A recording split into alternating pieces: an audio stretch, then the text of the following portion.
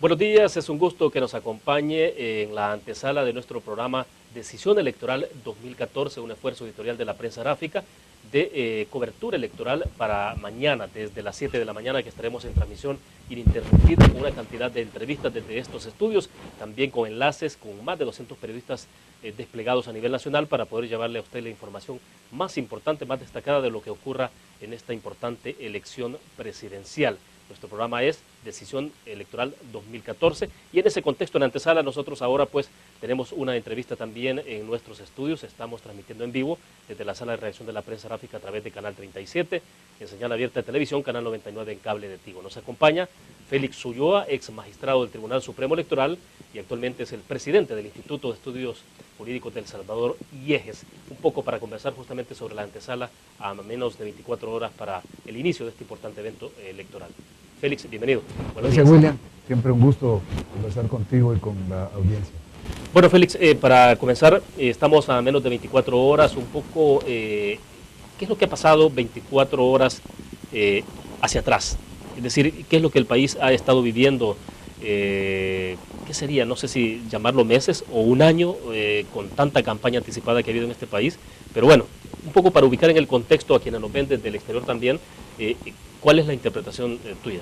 Bueno, mira, según la ley estaríamos entrando en este proceso o en este periodo de mora en las campañas electorales, lo que se da en llamar el silencio electoral.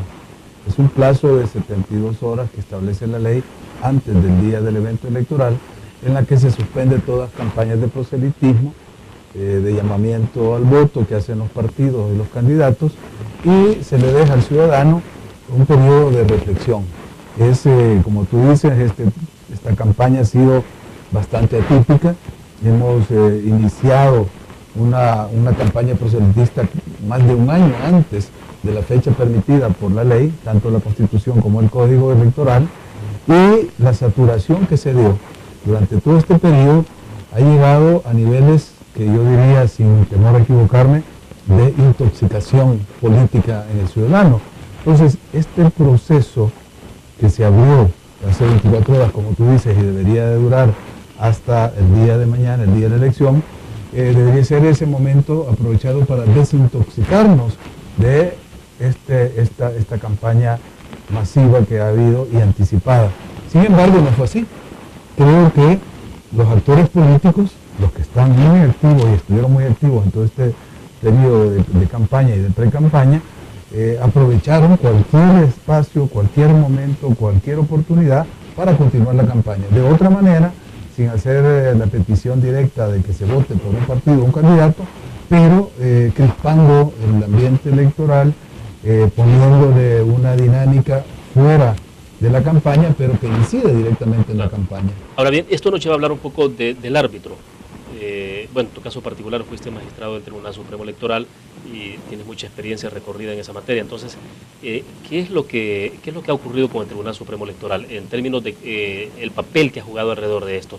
Porque bueno, sí, en redes sociales uno observa el reclamo permanente que hubo de la población, lo que sigue habiendo en términos de dónde está el árbitro para poder paro a ciertas situaciones. Obviamente que suspendieron muchos spots, todavía el día de ayer hubo decisión de suspender algunos spots que estaban al aire, pero ¿de cuándo arranca la campaña presidencial? Bueno, la Constitución y el Código Electoral dicen que la campaña presidencial se debe iniciar 4 meses antes del día de la elección. Por lo tanto, debe haber empezado 4 meses antes del día 2 de febrero. Sin embargo, no empezó en el 2013, empezó desde el 2012, cuando los candidatos de los dos partidos mayoritarios trataron de posicionar a sus candidatos que no eran, según la opinión generalizada, los mejores candidatos en ambas formaciones políticas, y por lo tanto había que posicionar la imagen para vender un producto que no llenaba las expectativas del mercado electoral. Pero volviendo al árbitro, creo que desde la época que yo estaba en el tribunal, nos quejamos de que no teníamos las herramientas legales necesarias para poder controlar este tipo de situación. Sin embargo, con el nuevo Código Electoral, que en la parte de propaganda no agrega nada al Código Electoral que habíamos elaborado en la posguerra, se le dio al tribunal una facultad en la que administrativamente el tribunal empezó a hacer uso de ella, condicionando a los medios de comunicación en algunos casos a que sirvieran de autocensura o autocontrol de un tipo de campaña que tampoco está regulado en el código. Porque ¿Qué sería esto? ¿Como una especie de delegar cierta responsabilidad? De trasladarle a los medios una responsabilidad que de por sí los medios no tienen necesidad de hacer trabajo porque está en la ley, hay una prohibición expresa de cuál es el tipo de propaganda que no se permite. Es clarísimo el código cuando dice que no se deben usar símbolos, logos de un partido hacia otro, y tampoco nombres o imágenes de líderes vivos o muertos de otro partido. Sí. Es el único caso en que un medio no puede y no debe poner al aire o publicar un tipo de spot. Pero aparte de eso, lo llamado campaña sucia no está regulado en el código. Y yo siempre he sostenido de que las campañas negativas, o sea, los negative ads que hemos visto en Estados Unidos y en otros países, son instrumentos de propaganda válidos y legítimos, siempre y cuando no transgredan los límites que no pegan en la injuria, en la difamación o en la calumnia, claro, que son delitos que están regulados en el Código Electoral, en el Código Penal. Entonces, sí, si no se cae en eso, no debió haberse limitado a algunos partidos y a algunos ciudadanos, sobre todo a una ciudadana que se le coartó su derecho a la libertad de expresión al sacar del aire un spot. El caso de la señora Rebollo. Claro, eso para mí fue un caso en el que el tribunal no tenía por qué actuar, porque si un candidato estaba siendo afectado en su honor, porque se le estaba difamando, injuriando, calumniando, esta persona natural tenía el derecho que le da la legislación común, en este caso el Código Penal, para accionar en la justicia. O sea, presentar una demanda ante la Fiscalía. Sí, porque son delitos contra el honor. Y esos delitos contra el honor son de instancia de corte, o sea, no es un delito de instancia pública. Ahora, Félix, la anticipación de la campaña no ha sido exclusivo de esta campaña electoral, es decir, en pasadas campañas electorales ya venimos observando digamos, cierto abuso en términos de que a pesar de los límites que se establecen de cuándo inicia oficialmente la campaña, los partidos políticos lo hacen con mucha antelación. Esta campaña ha sido quizás más atípica porque todavía fue mucho antes de lo que pasó en comparación a campañas anteriores. ¿No será que ha llegado un momento de tomar una decisión respecto de si es conveniente o no poner ciertos límites? Digo, porque entiendo que en Estados Unidos tampoco hay límites en términos de cuándo inicia o arranca una campaña. Claro, en todas las legislaciones siempre hay periodos de campañas y hay mecanismos para regularla. Lo que sucede acá, y sucedía desde que yo estaba en el Tribunal Supremo Electoral, cuando intentamos controlar de alguna manera campañas anticipadas de algunos partidos, es que nos alegaban de que no están pidiendo el voto. Y al no pedir el voto dicen, no estamos violentando ni la norma. Aunque eso es muy eufemístico, ¿no? Ese es el tema que yo creo que se debe de regular. Y la Sala de lo Constitucional en este momento tiene la oportunidad de hacerlo, porque la Asamblea nunca lo va a hacer. En la Asamblea enviamos piezas de correspondencia para que los partidos políticos que tienen fracciones legislativas regularan esa situación. Nos dijeron que se entiende por pedir el voto y, o sea, una definición, cualquier tipo de promoción de candidato, etcétera. Pero no lo van a hacer porque no se quieren autorregular. Lo mismo pasa con el tema de las finanzas de los partidos.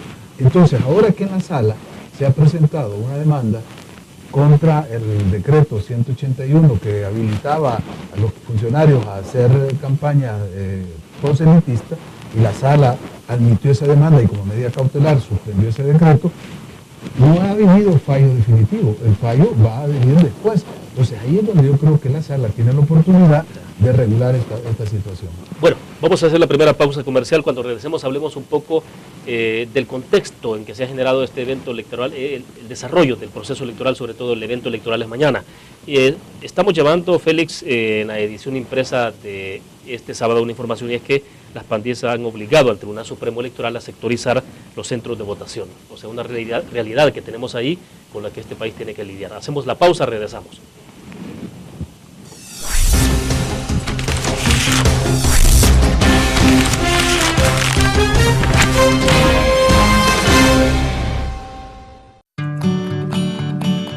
Dicen que detrás de cada puerta te espera una oportunidad.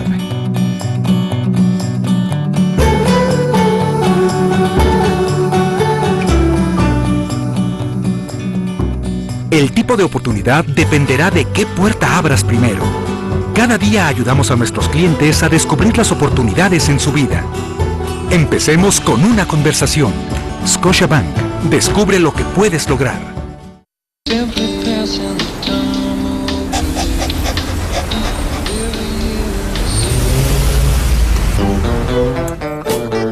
Para grandes historias, grandes llamadas. Habla a toda la red Claro por solo 35 centavos diarios los primeros 10 minutos de cada llamada. Suscríbete marcando *11. Tu poder es Claro. ¡Claro que sí! Para que la diversión no se detenga, te damos un nuevo sabor con la Pizza 4 Tropical. Combinamos 2 de los mejores ingredientes para que compartas en grande tu nuevo sabor favorito. Y lo mejor, al precio de un ingrediente, $11.99. Elige tu Pizza 4 favorita para que el sabor y la diversión nunca terminen. Pizza Hut domicilio, caliente y a tiempo siempre. Cuando miras a tu lado, cuando ayudas a un hermano, cuando tiendes una mano, esa es tu razón de ser.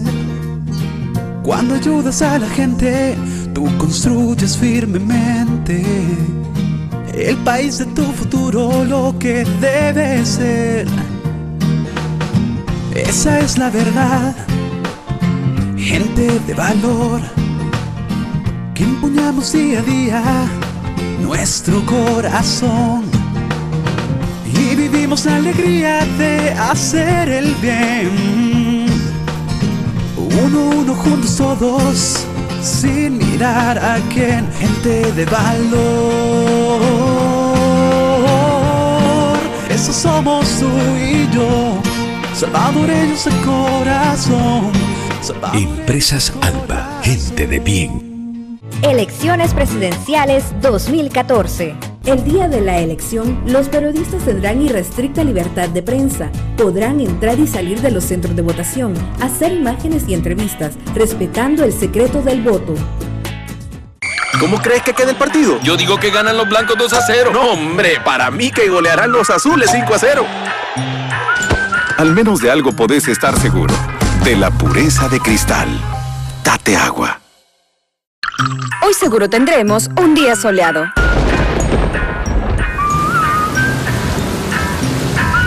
Al menos de algo podés estar seguro. De la pureza de Cristal. Date agua.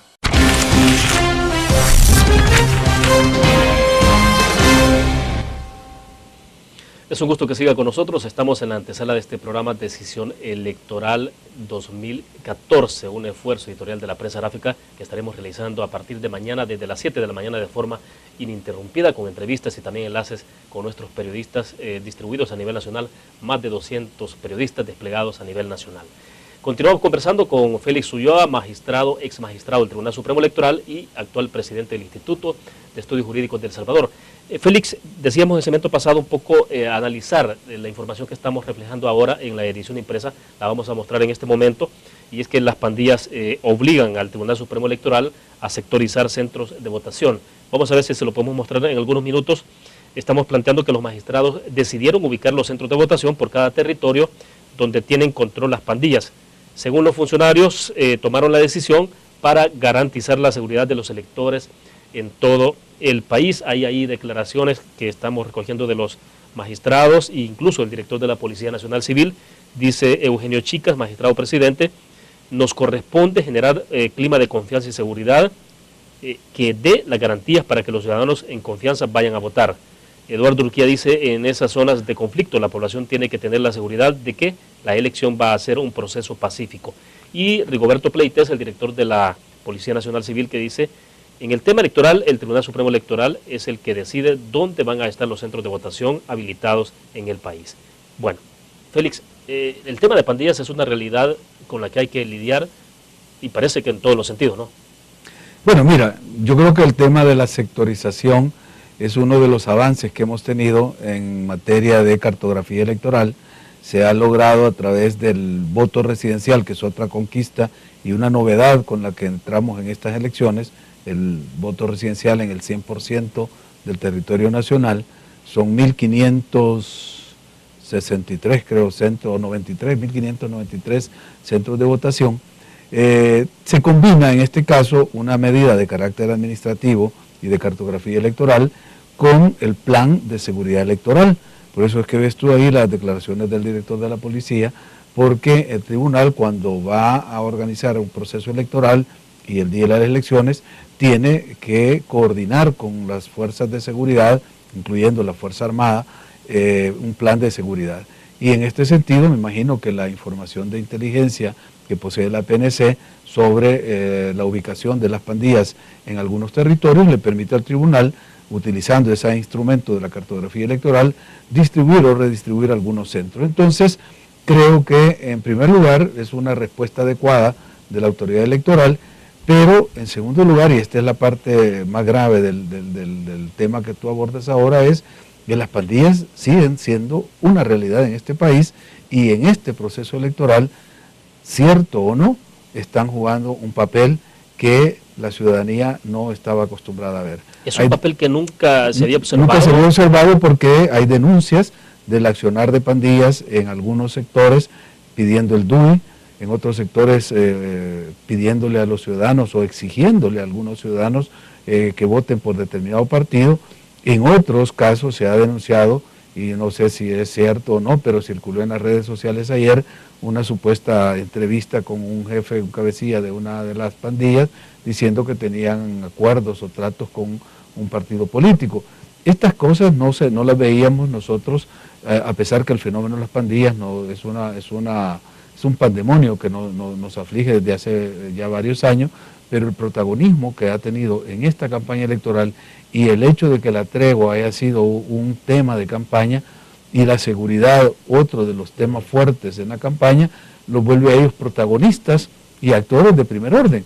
Y en efecto, pregunto, ¿son actores, son protagonistas para esta elección, para la elección de mañana? Pues el ciudadano común y corriente no lo percibe porque es un actor, una mano invisible que se mueve, ¿verdad? Pero que actúa y genera hechos, de tal manera que se vuelven actores invisibles esos que están detrás de los, como decimos, de los bastidores en un escenario en el cual los actores principales están en los primeros planos frente al público, pero hay otros, están los apuntadores, están los que manejan luces que están incidiendo en la obra. Entonces esta obra teatral que estamos viendo y que va a culminar el día de mañana, tiene muchos hilos y muchas manos que mueven el escenario. Entonces creo que el tema de las pandillas es la mano invisible que ha entrado como una parte de la atipicidad de esta campaña que hemos tenido este año. Y en términos prácticos, Félix, las pandillas pueden tener incidencia en su votación ya, se habla de que a nivel nacional pueden ser 70.000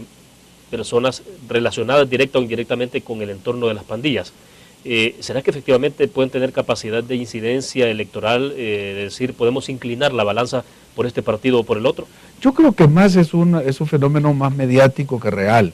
Primero, el número de pandilleros, no tenemos un censo, no sabemos cuántos son, muchos de ellos están con derechos políticos suspendidos porque están condenados por delitos. Otros son menores de edad que no tienen todavía DUI ni pueden votar. Entonces la fuerza electoral real de una clica, de una pandilla, no es determinante en sí misma. Sin embargo, en la parte mediática y en el condicionamiento que pueden hacer en un entorno, no solo de su círculo inmediato de familia, sino en las comunidades, pudieran a nivel local tener alguna incidencia. Posiblemente los vamos a ver con mayor capacidad de incidencia política en una elección municipal o local que en una elección presidencial. ¿Por qué tienen más incidencia hoy? Hay más preocupación sobre el tema de pandillas y su posible influencia en la parte política. ¿Es porque se les ha permitido que lo hagan o es porque una realidad en términos de su influencia territorial en este país? Bueno, mira, este es el tema de El Salvador.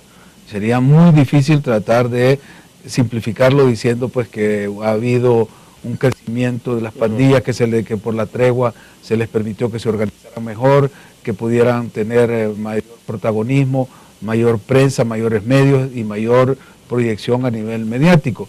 Creo que sería simplificar el fenómeno. El fenómeno es más de fondo, es un fenómeno con el que venimos lidiando desde hace varias décadas y que no se le ha podido encontrar solución. Entonces, tenemos que abordarlo desde la perspectiva de la seguridad pública desde la perspectiva de las causas que originan este fenómeno, y por supuesto las soluciones requieren esos dos sentidos, tanto las soluciones coercitivas del Estado para reprimir la comisión de delitos, pero también una visión preventiva, que ya se ha hablado mucho de eso, es decir, claro, no podemos terminar con las pandillas metiéndolos a toda la cárcel, porque El Salvador no alcanzaría en todos los centros penales que hay, entonces, y cada vez van creciendo más, entonces hay que abordar el tema desde su raíz, desde las causas que originan este fenómeno. Pero sobre el tema de la situación de las pandillas, de lo que está ocurriendo en algunos territorios controlados por las pandillas, hay un tuit que me pareció muy interesante, muy importante por quien lo dice, obviamente, y es el fiscal general de la República, Luis Martínez,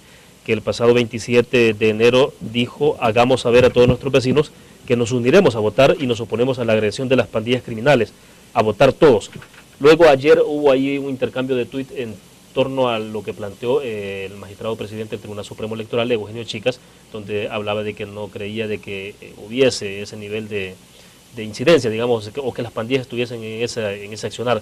El fiscal decía ayer que la información que ellos tenían, o por lo menos lo que estaba en desarrollo de investigación, demostraba lo contrario. Pero este es el tema, o sea, estamos hablando de ese nivel de reflexión de los funcionarios y de la preocupación que hay, ¿no?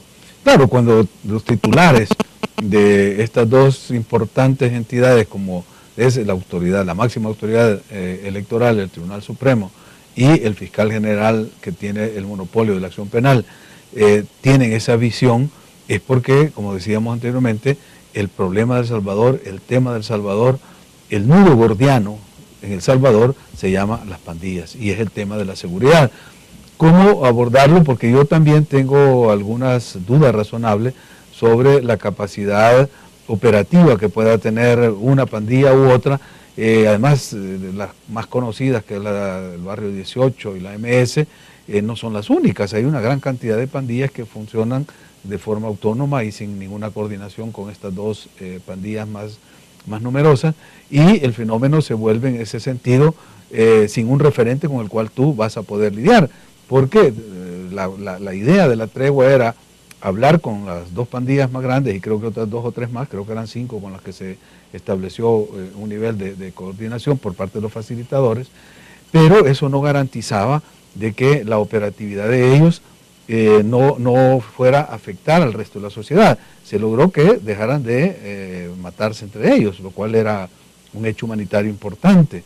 Se logró bajar la tasa de homicidio, pero el fenómeno sigue, y para mí creo que la operatividad que van a tener en este proceso electoral, si es cierto que no hay ningún acuerdo de ningún partido político con ellos, va a ser prácticamente irrelevante. Si por el contrario las denuncias que se han hecho son ciertas y hay alguna coordinación o algún acuerdo entre pandillas y grupos políticos que están en el escenario electoral, entonces sí podemos ver hechos que pudieran afectar no solo la transparencia del proceso, sino algunos resultados en algunas regiones donde ellos tengan la capacidad de actuar. Ahora bien, pero en todo caso, tu preocupación sobre todo es para la elección para diputados y alcaldes de marzo de 2015. Yo creo que a ese nivel sí van a tener mayor capacidad de incidencia, porque son disputas a nivel locales, claro, las que se van a dar, y en ese sentido sí, pues un accionar de un grupo de presión y en poblaciones alejadas de la capital, porque ese es el tema,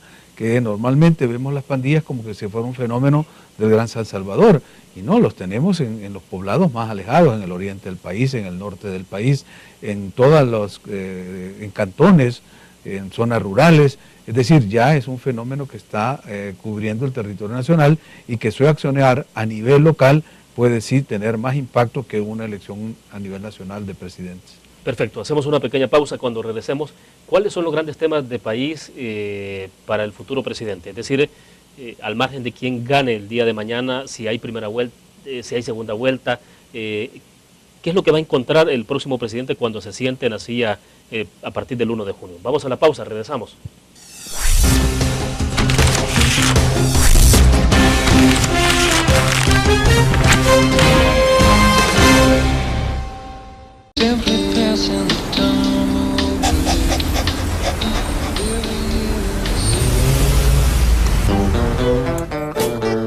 Para grandes Grandes historias, grandes llamadas. Habla a toda la red Claro por solo 35 centavos diarios los primeros 10 minutos de cada llamada.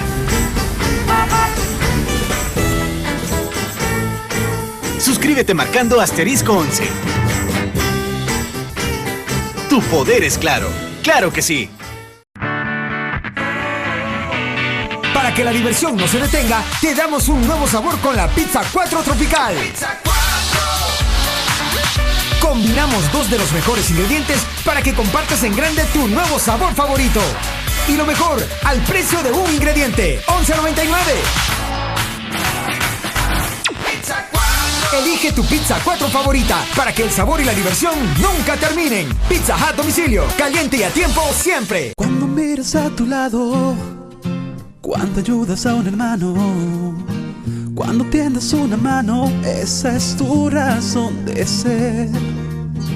Cuando ayudas a la gente, tú construyes firmemente el país de tu futuro, lo que debe ser.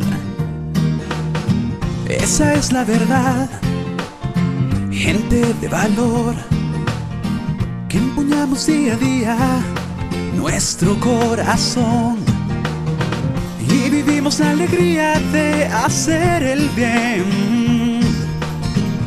Uno juntos todos, sin mirar a quién, gente de valor. Eso somos tú y yo, salvadoreños de corazón. Empresas Alba, gente de bien. Elecciones presidenciales 2014. Por decreto legislativo, los agentes de la Policía Nacional Civil podrán ejercer el sufragio en el lugar donde estén destacados el día de la elección. Tribunal Supremo Electoral. ¿Cómo crees que quede el partido? Yo digo que ganan los blancos 2-0. No, hombre, para mí que golearán los azules 5-0. Al menos de algo podés estar seguro. De la pureza de Cristal. Date agua. Hoy seguro tendremos un día soleado.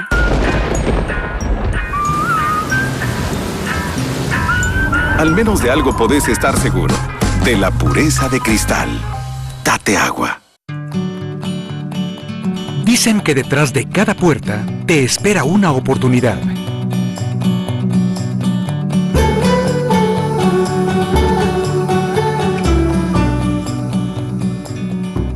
El tipo de oportunidad dependerá de qué puerta abras primero. Cada día ayudamos a nuestros clientes a descubrir las oportunidades en su vida. Empecemos con una conversación. Scotiabank. Descubre lo que puedes lograr.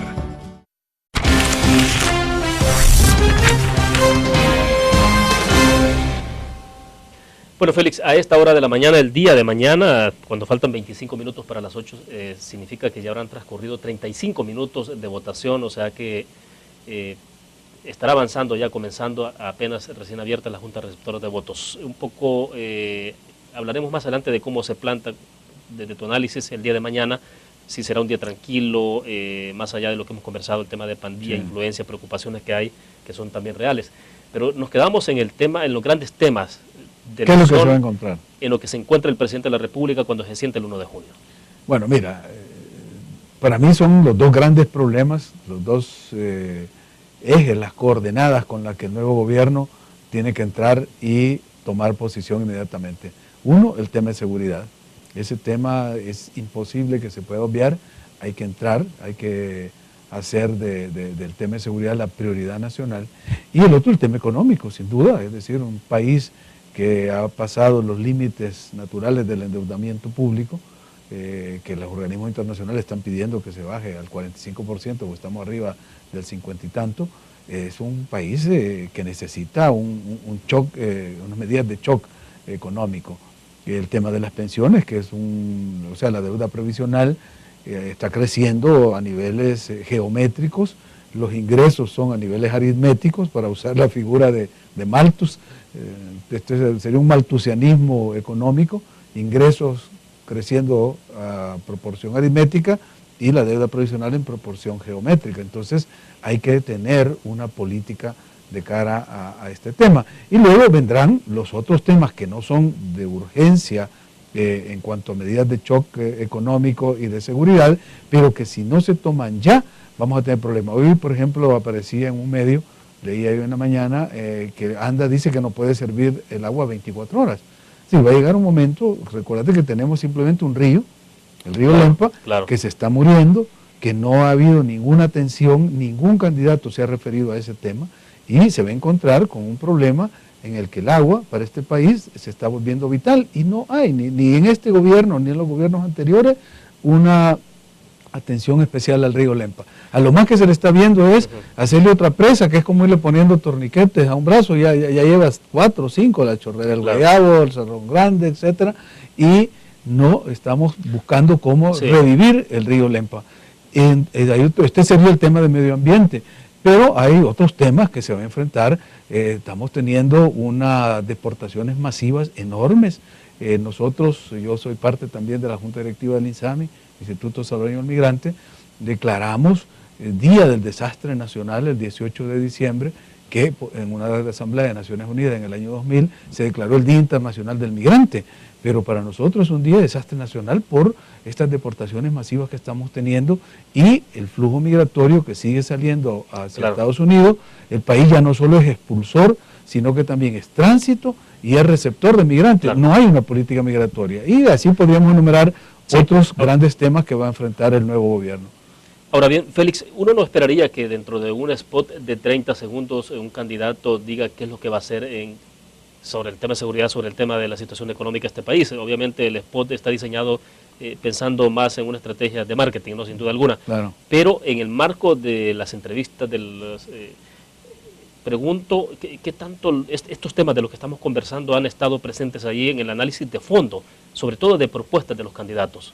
Bueno, en aquel famoso debate presidencial que organizó ASDER y el Tribunal Supremo Electoral, se trató de abordar estos temas, entre otros, además de seguridad, economía, estaba salud y educación, que son temas transversales y que en efecto pues merece que haya opinión de los candidatos, pero en el tema de seguridad, que es el más importante o por lo menos el prioritario, vimos dos visiones distintas, dos formas de abordar el problema que en los tres contendientes con mayores posibilidades de ganar la elección los diferenciaba.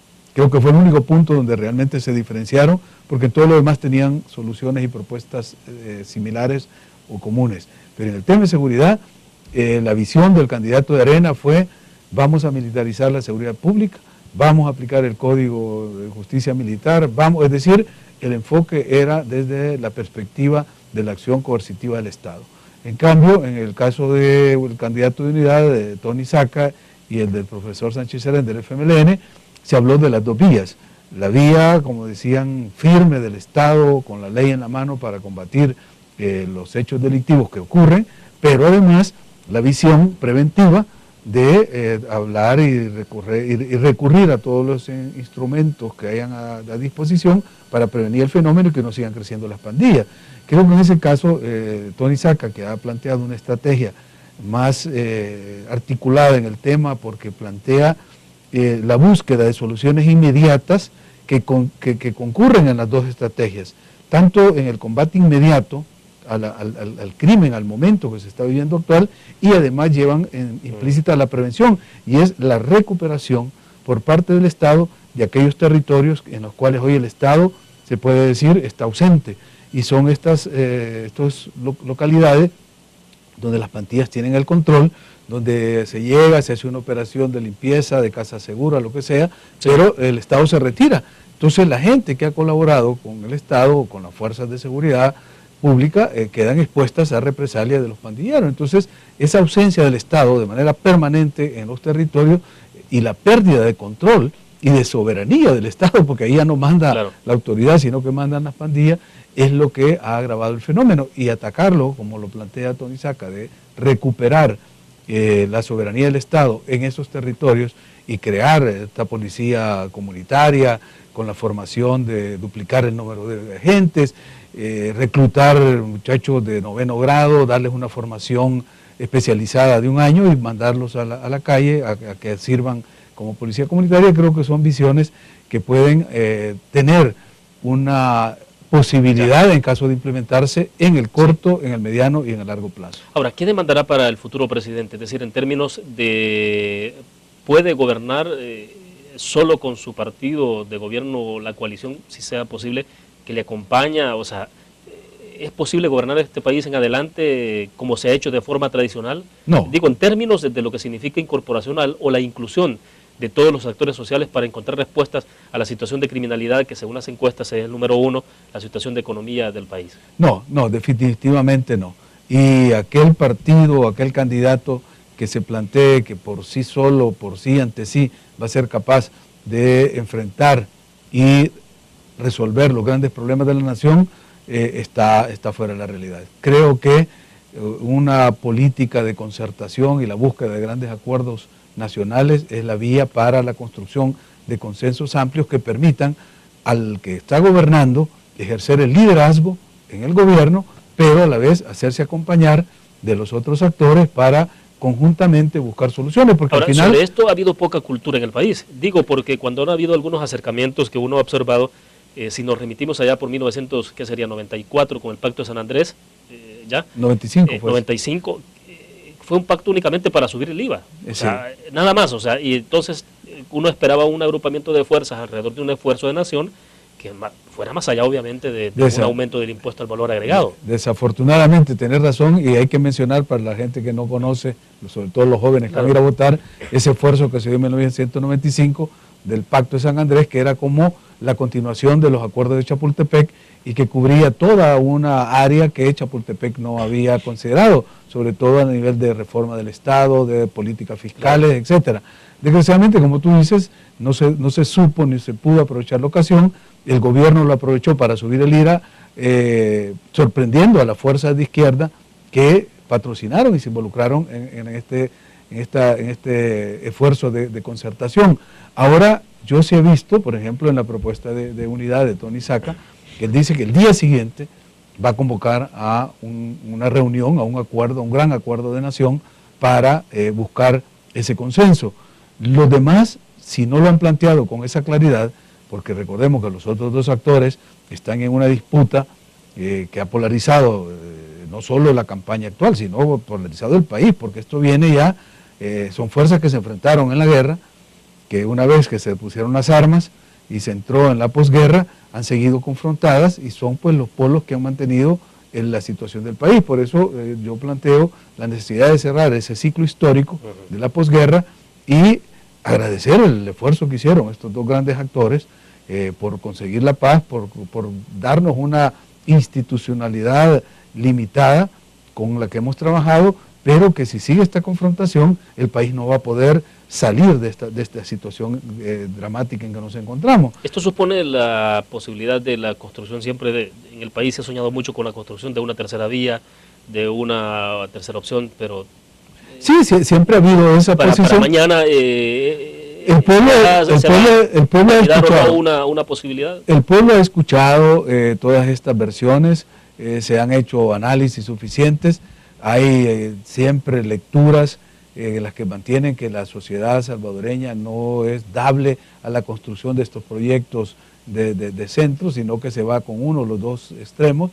Yo he estudiado un poco en la ciencia política, tanto Dieter Nolen, que plantea los sistemas polarizados, como Sartori, que habla de los sistemas bipolares. No es lo mismo un sistema bipolar, donde hay dos polos que atraen, concertan con otros grupos afines ideológicos políticamente y generan consenso, que son los países europeos, Estados Unidos, donde tú ves que están los dos partidos, son dos polos, pero hay bipolaridad. En cambio, en los sistemas polarizados, lo que hay es una confrontación permanente, en lo que uno es un juego perverso de suma cero, porque yo no te dejo que hagas nada tú, o sea, lo que tú ganas yo lo pierdo. Entonces, en un juego de suma cero, la polarización es un escenario en el que lo que sufre es el país que no avanza. Por eso creemos que esta es la oportunidad de El Salvador, de donde una tercera fuerza, y esto es otra de la parte sui generis, atípica, novedosa de esta campaña, que hay tres actores con posibilidades. Y eso no lo habíamos visto desde el siglo pasado, porque siempre habían dos actores y siempre sabía que ganaba uno o ganaba el otro. Hoy hay la posibilidad de una tercera opción. Entonces, si esa tercera opción tiene en realidad ese propósito que desde el centro puede ser interlocutor hacia un extremo y hacia el otro, sería la posibilidad de generar la concertación y el consenso. Bueno, perfecto. Hacemos en este momento nuestra última pausa comercial. Cuando regresemos, ¿qué va a ocurrir mañana? Es decir, ¿cómo, a partir de lo que hemos conversado durante la entrevista, cómo puede ser el entorno, el ambiente del proceso de votación el día de mañana? Vamos a la pausa.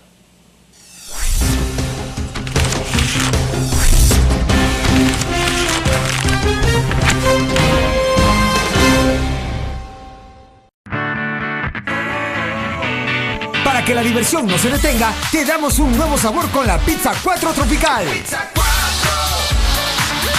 Combinamos dos de los mejores ingredientes para que compartas en grande tu nuevo sabor favorito.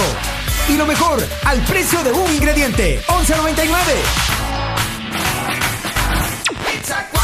Elige tu Pizza 4 favorita para que el sabor y la diversión nunca terminen. Pizza Hut domicilio, caliente y a tiempo siempre. Cuando miras a tu lado, cuando ayudas a un hermano, cuando tiendes una mano, esa es tu razón de ser.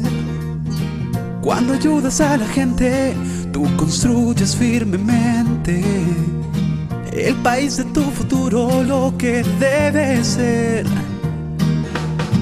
Esa es la verdad, gente de valor, que empuñamos día a día nuestro corazón y vivimos la alegría de hacer el bien. Uno juntos todos, sin mirar a quién, gente de valor. Eso somos tú y yo, salvadoreños de corazón. Empresas Alba, gente de bien. Elecciones presidenciales 2014. Más de 5.000 observadores nacionales e internacionales han solicitado acreditarse como testigos presenciales de la fiesta cívica democrática el próximo 2 de febrero. Tribunal Supremo Electoral. ¿Cómo crees que quede el partido? Yo digo que ganan los blancos 2-0. No, hombre, para mí que golearán los azules 5-0. Al menos de algo podés estar seguro, de la pureza de Cristal. Date agua. Hoy seguro tendremos un día soleado.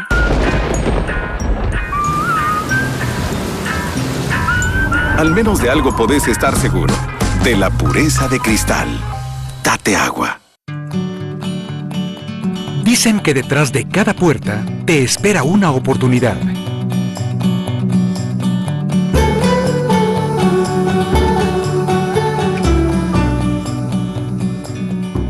El tipo de oportunidad dependerá de qué puerta abras primero. Cada día ayudamos a nuestros clientes a descubrir las oportunidades en su vida. Empecemos con una conversación. Scotiabank, descubre lo que puedes lograr.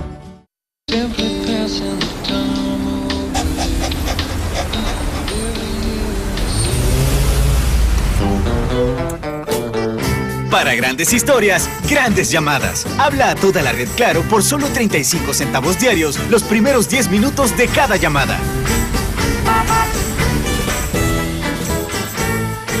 Suscríbete marcando *11. Tu poder es Claro. ¡Claro que sí!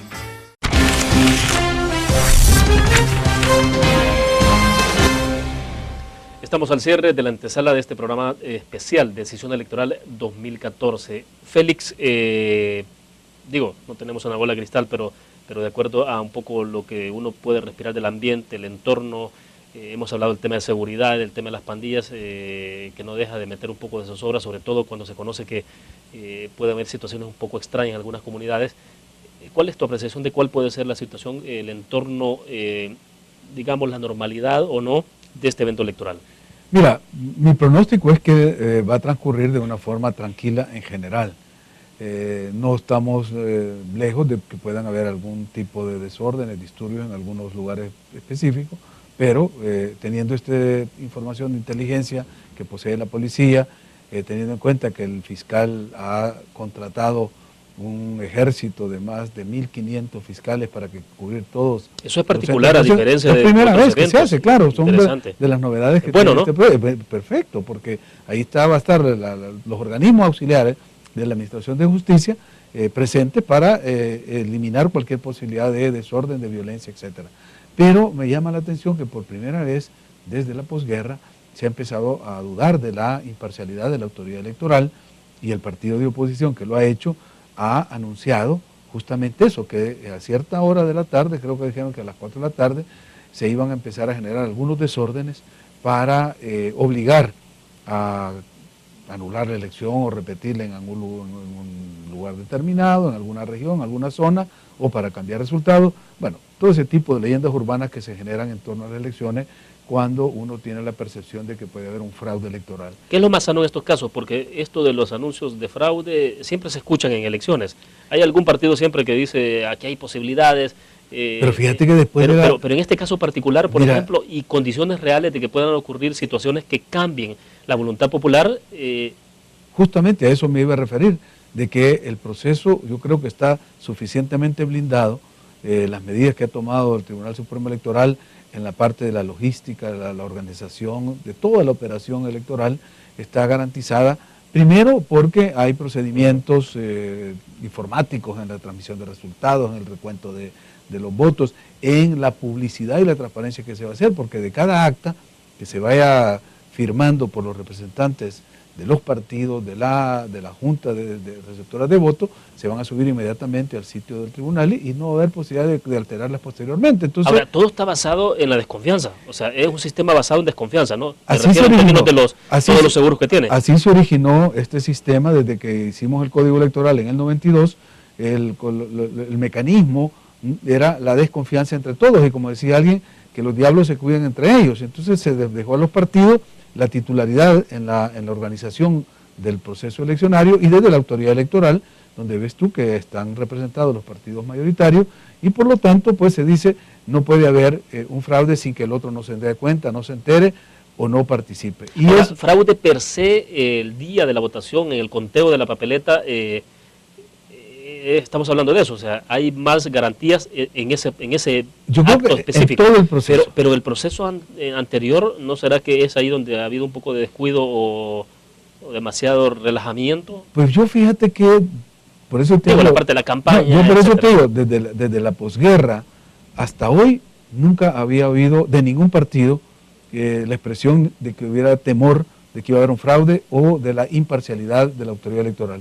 En esta campaña, bueno, si hay hasta una denuncia, se va a ir a poner a la Fiscalía. Se supone que ayer el partido Arena la presentó. Claro, eso que te indica que hay un elemento de desconfianza en la autoridad, y eso no es bueno para el país, porque los elementos que se utilizan para concluir en la posibilidad de un fraude no son suficientes para alegar que hay posibilidad de fraude.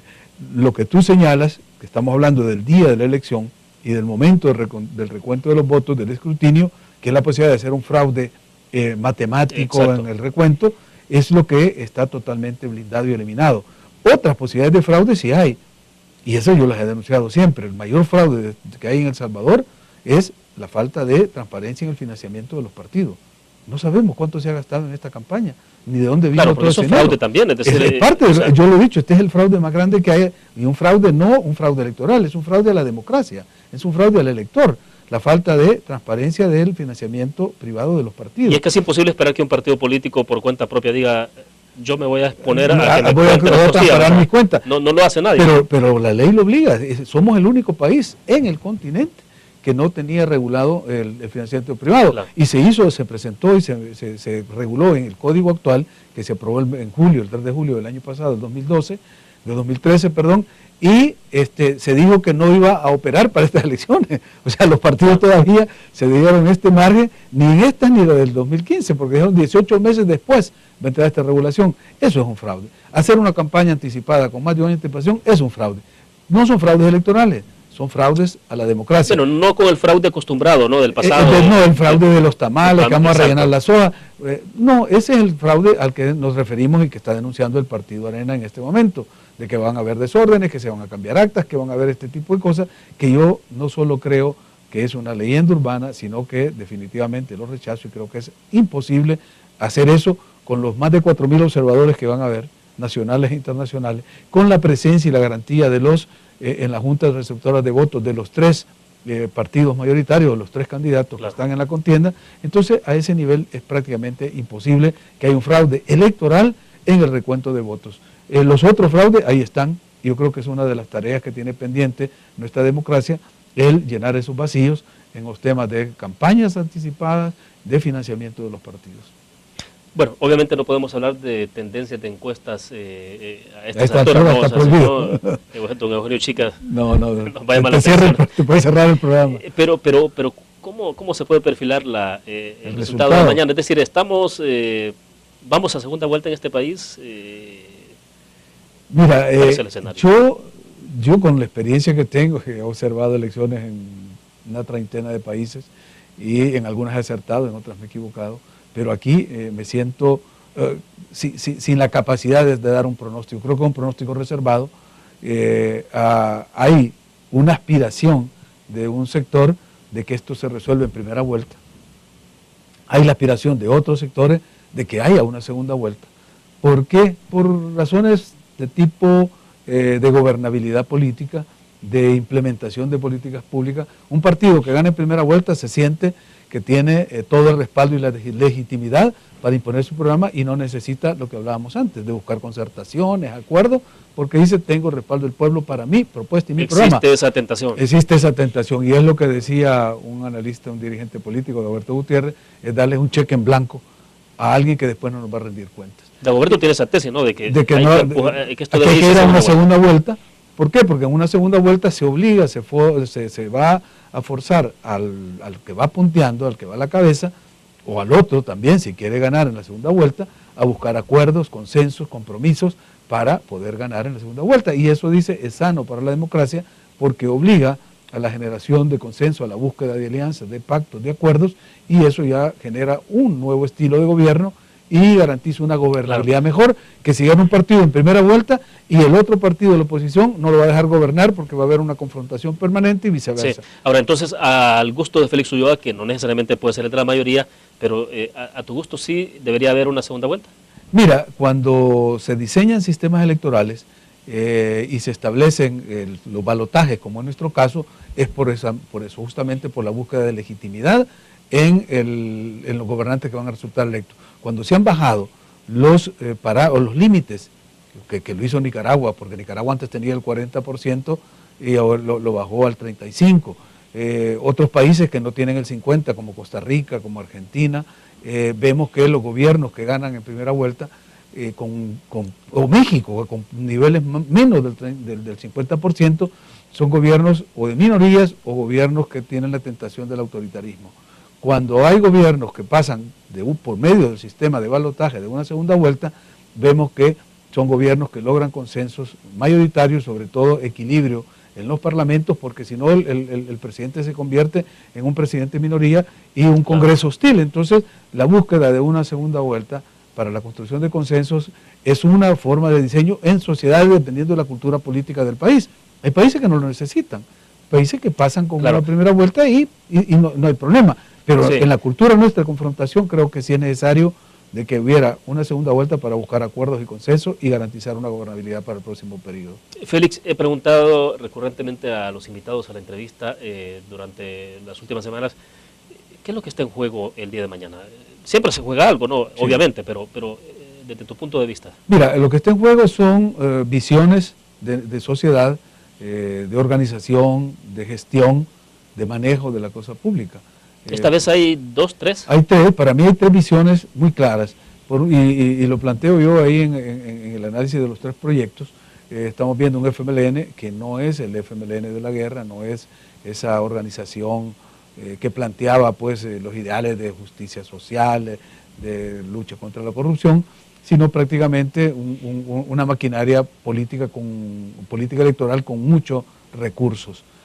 Por otro lado, estamos viendo la formación de Arena con una visión de recuperar el Estado, que siempre lo tuvieron durante 20 años a su servicio, para volver a las políticas clientelares, para volver a usar el aparato del Estado en la realización de negocios propios. Y vemos la tercera, que es la de unidad, donde la propuesta es, desde una iniciativa ciudadana, la construcción de consensos, la búsqueda de romper esta polarización y la necesidad de que el país avance, tomando en cuenta, sin excluir a las otras dos, pero tomando en cuenta lo que decía recientemente Joaquín Villalobos.